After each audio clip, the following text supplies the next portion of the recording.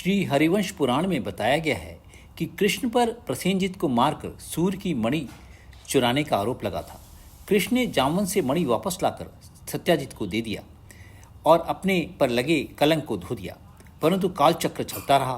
अक्रूर ने शतधन्वा से रात में सत्याजित को मरवा दिया। शतधन्वा ने मणि अक्रूर को दे दी।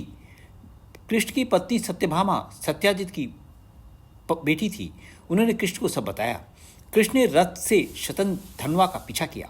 शतधन्वा की घोड़ी हृदय 400 कोस एक साथ दौड़ जाती थी। 400 कोस दौड़कर घोड़ी थक कर मर गई। शतधन्वा पैदल ही भागने लगा। कृष्ण ने भी रथ छोड़ दिया क्योंकि उनके घोड़े थक गए थे।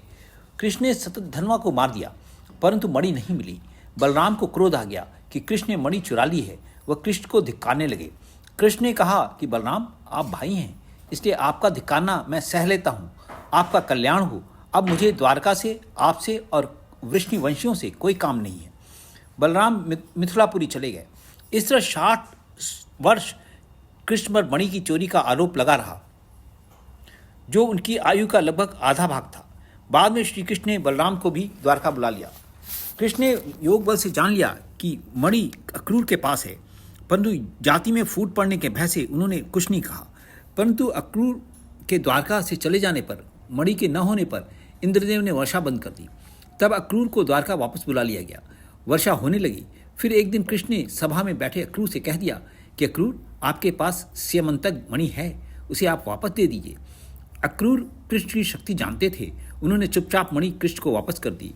फिर कृष्ण ने मणि अक्रूर को दोबारा सौंप दी। इस तरह कृष्ण ने अपने पर लगे चोरी के झूठे आरोप को 60 वर्षों बाद हटा दिया। यह कृष्ण की महानता थी कि वे 60 वर्ष चोरी का आरोप सर पर लिए हुए अद्भुत कार्य करते रहे, कभी रुके नहीं, कभी थके नहीं। जय श्री कृष्ण।